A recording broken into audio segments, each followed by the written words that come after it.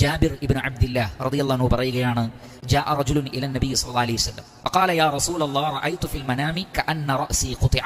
നബിയെ, ഞാൻ സ്വപ്നത്തിൽ കാണാണ് എൻ്റെ കഴുത്ത് മുറിക്കപ്പെട്ടിരിക്കുന്നു, എൻ്റെ കഴുത്തും ഉടലും വേറെയായിരിക്കും, എന്നാരോ കഴുത്ത് വെട്ടി മുറിച്ചിരിക്കും. അങ്ങനെയൊക്കെ പലരും സ്വപ്നം കാണും.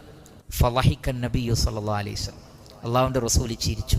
എന്നിട്ട് പറഞ്ഞു, ഇദാ ലഇബ ശൈത്താനു ബി അഹദികും ഫീ മനാമിഹി ഫലാ യുഹദ്ദിസ് ബിഹിന്നാസ്. പിശാച് നിങ്ങളിൽ ആരെയെങ്കിലും ഉറങ്ങുമ്പോൾ കളിപ്പിച്ചിട്ടുണ്ടെങ്കിൽ, അതാണ് ലഇബ ശൈത്താൻ എന്ന് പറഞ്ഞത്, പിശാച് കളിക്കുകയാണത്. അതുകൊണ്ട് ഫലാ യുഹദ്ദിസ് ബിഹിന്നാസ്, ജനങ്ങളോട് അങ്ങനത്തെ ഒരു സ്വപ്നവും പറയരുത്. പലരും അവർ കാണുന്ന അത്തരം സ്വപ്നങ്ങളൊക്കെ ഷെയർ ചെയ്യാറുണ്ട്. ഒരിക്കലും ഷെയർ ചെയ്യരുത്.